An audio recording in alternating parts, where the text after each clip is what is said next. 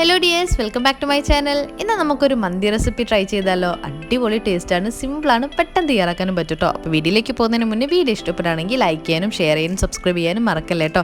അപ്പോൾ ഞാനിതേ മന്തി റൈസ് എടുത്തിട്ട് ഈ ഒരു ഗ്ലാസ്സിലാട്ടോ അളന്നെടുത്തിട്ടുള്ളത്. അപ്പോൾ 2.5 ഗ്ലാസോളം ഈ ഒരു റൈസ് എടുത്തിട്ടുണ്ട്. നിങ്ങൾക്ക് എത്രയാണോ ആൾക്കാർക്ക് ഉണ്ടാക്കുന്നത് അതിനനുസരിച്ച് റൈസൊക്കെ എടുക്കാം കേട്ടോ. നന്നായിട്ട് നമുക്കിതൊന്ന് ക്ലീൻ ചെയ്തിട്ട് 1 മണിക്കൂറിൻ്റെ അടുത്തോളം നമുക്കിതൊന്ന് സോക്ക് ചെയ്യാൻ മാറ്റി വെക്കാം കേട്ടോ. ഇനി എൻ്റെ ചിക്കൻ എടുത്തിട്ടുണ്ട്. നന്നായിട്ടൊന്ന് ഫോർക്ക് വെച്ചിട്ടോ അല്ലെങ്കിൽ ജസ്റ്റ് കത്തി വെച്ചിട്ടൊക്കെ ഒന്ന് കുത്തി കൊടുക്കുക. ഇതൊന്ന് മാരിനേറ്റ് ചെയ്യണം. അതിനുള്ള മസാലയ്ക്ക് വേണ്ടിയിട്ട് ഇതേ ഒരു ജാറിലേക്ക് വെളുത്തുള്ളി, ഇഞ്ചി, ചെറിയ ജീരകം, കുരുമുളക്, കുറച്ച് മുളക് പൊടി, അതുപോലെ തന്നെ മല്ലിപ്പൊടി, ഉപ്പ്. ഇനി അതിലേക്ക് സൺഫ്ലവർ ഓയിലും കൂടെ ഒഴിച്ചിട്ട് നന്നായിട്ട് ഇതൊന്ന് അടിച്ചെടുക്കുക. അതിനുശേഷം നമുക്കിത് ഈ ഒരു ചിക്കനിലേക്ക് ഈ ഒരു മസാല ഇതേപോലെ ഒന്ന് ഒഴിച്ചെടുക്കാം കേട്ടോ. എന്നിട്ട് കൈ നന്നായിട്ട് എരിയും. അപ്പോൾ അതിനനുസരിച്ച് നോക്കിയിട്ട് നിങ്ങൾ ഇതൊന്ന് ഇതേപോലെ ഒന്ന് മസാല തിരുമ്മി വെച്ചാൽ മതി കേട്ടോ. ഈ നന്നായിട്ട് തിരുമ്മി വെച്ചതിലേക്ക് നമുക്ക് കുറച്ച് ക്യാപ്സിക്കം ഇട്ട് കൊടുക്കാം. ഒരു ക്യാപ്സിക്കം ഞാൻ മുഴുവനായിട്ട് ഇട്ട് കൊടുത്തിട്ടുണ്ട് കേട്ടോ. എന്നിട്ട് നമുക്കിതേ നന്നായിട്ടൊന്ന് വേവിച്ചെടുക്കാം. അപ്പോൾ ഒരു സൈഡ് ആകുമ്പോൾ ഇതേപോലെ ഒന്ന് മറിച്ചിട്ട് കൊടുക്കണേ. ആ ഒരു കാലൊക്കെ അല്ലേ ലെഗ് പീസ്, അതൊക്കെ ജസ്റ്റ് വേണമെന്നുണ്ടെങ്കിൽ വരഞ്ഞു കൊടുക്കുകയൊക്കെ ചെയ്യാം കേട്ടോ നമുക്ക്. അപ്പോൾ ഇതേപോലെ ഒന്ന് മറിച്ചിട്ട് കൊടുക്കുന്നുണ്ട്. അതിനുശേഷം നമുക്കൊന്നും കൂടെ ഒന്ന് വേവിക്കാൻ വെക്കാം. ഇനി ഇതേ നമുക്ക് റൈസ് ഒന്ന് വേവിച്ചെടുക്കണം. അതിന് വേണ്ടിയിട്ട് നന്നായിട്ട് തിളച്ച് വന്ന ചൂടുവെള്ളത്തിലേക്ക് നമുക്കിതേ 2 മാഗി ക്യൂബോളം ഞാൻ ഇട്ട് കൊടുക്കുന്നുണ്ട് കേട്ടോ. അപ്പോൾ ഇതിൽ തന്നെ നമുക്ക് ഉപ്പൊക്കെ ഉണ്ട്. അപ്പോൾ അതിനനുസരിച്ചിട്ട് ഇനി സാൾട്ട് ഇട്ടാൽ മതി കേട്ടോ നിങ്ങൾ.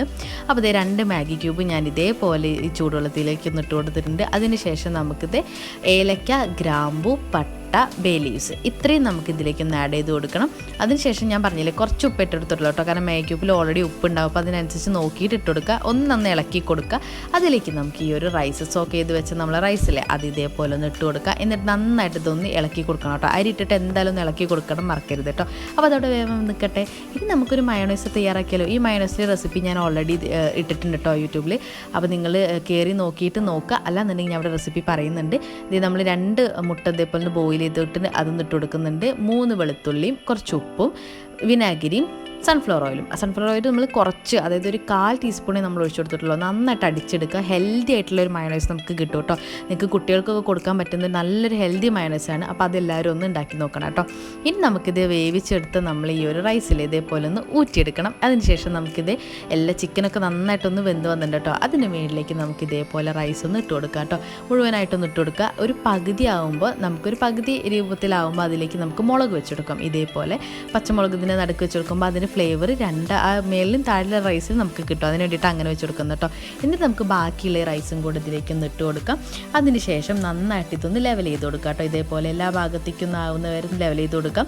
അതിനുശേഷം ഞാനിതിലേക്ക് കുറച്ചൊന്ന് കളർ ആഡ് ചെയ്യുന്നുണ്ട് കേട്ടോ. റെഡും അതുപോലെ യെല്ലോയും ഒരു ഭംഗിക്ക് വേണ്ടിയിട്ട് കൊടുക്കുന്നതാണ്. നമുക്കൊരു സ്മോക്കി എഫക്റ്റ് കിട്ടാൻ വേണ്ടിയിട്ട് ഞാനിത് ചെറിയൊരു കണലെടുത്തിട്ടുണ്ട്. അതിലേക്ക് ഇങ്ങനെ ഒരു സൺഫ്ലവർ ഓയിൽ ഒഴിച്ചു കൊടുത്താൽ നന്നായിട്ട് ഇതൊന്ന് സ്മോക്കി എഫക്റ്റ് കിട്ടും കേട്ടോ. എന്നിട്ട് നമുക്ക് ഇതേപോലെ നന്നായിട്ടൊന്ന് അടച്ച് വെച്ചിട്ട് ഇതൊന്ന് വേവിച്ചെടുക്കാം എന്ന് പറഞ്ഞാൽ നിങ്ങൾ ഇതേപോലെ ഇത് കനൽ നന്നായിട്ട് അടിയിൽ ഇട്ട് കൊടുക്കാൻ പാടില്ല കേട്ടോ. കുറച്ച് ചെറിയൊരു തീയിലിങ്ങനെ നമുക്കൊരു 20 മിനിറ്റോളം ഒന്ന് വേവിച്ചെടുക്കാം. അത്രയേ ഉള്ളൂ കേട്ടോ.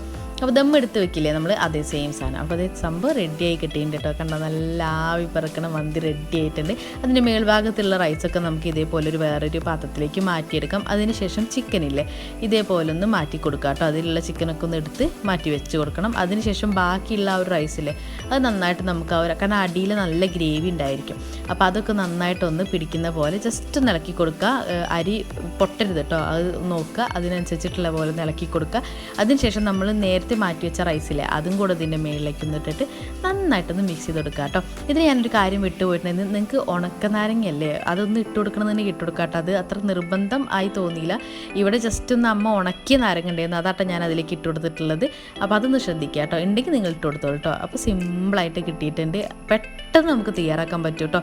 അടിപൊളി ടേസ്റ്റുമാണ്. അപ്പോൾ അടുത്ത വീഡിയോ ആയിട്ട് കാണാം കേട്ടോ. ബൈ.